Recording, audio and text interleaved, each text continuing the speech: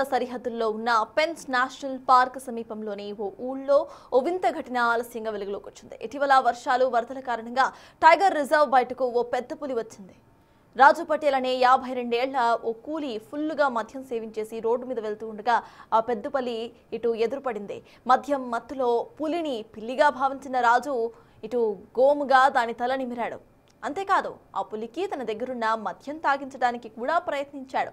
మద్యం బాటిల్ను పులి నోటి దగ్గర పెట్టినా అది పట్టించుకోలేదు. దాదాపు 10 నిమిషాల పాటు రాజు పులి దగ్గరే ఉన్నా అది అతన్ని ఏమీ చేయలేదు. ఆ తర్వాత అటవీ శాఖ అధికారులు పులి అడవి దాటి వెళ్లిపోయిందని తెలుసుకుని నానా తిప్పలు పడి దాన్ని మళ్లీ అడవిలోకి పంపించారు. పులి వల్ల ఎవరికి ఎలాంటి హాని జరగకపోవడంతో అధికారులు ఊపిరి పీల్చుకున్నారు. ఈ నెల 4వ తేదీన జరిగిన ఈ తతంగం అంతా కూడా సీసీ కెమెరాస్ లో రికార్డ్ అయినా ఆలస్యంగా బయటకొచ్చింది.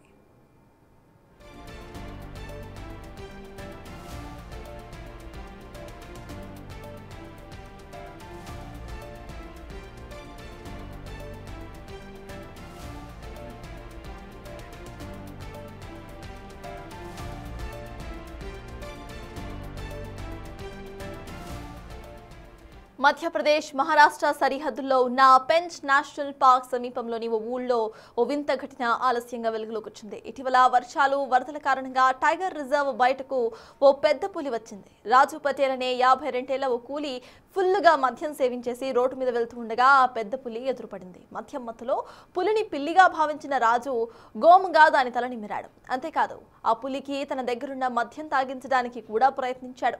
మద్యం బాటిల్ను పులి నోటి దగ్గర పెట్టినా అది కనీసం పట్టించుకోలేదు. దాదాపు 10 నిమిషాల పాటు రాజు పులి దగ్గరే ఉన్నా అది అతన్ని ఏమీ చేయలేదు. ఆ తర్వాత అటవీ శాఖ అధికారులు పులి అడవి దాటి వెళ్లిపోయిందని తెలుసుకుని నానా తిప్పలు పడి దాన్ని మళ్లీ అడవిలోకి పంపించేశారు. పులి వల్ల ఎవరికి ఎలాంటి హాని జరగకపోవడంతో అధికారులు ఊపిరి పీల్చుకున్నారు.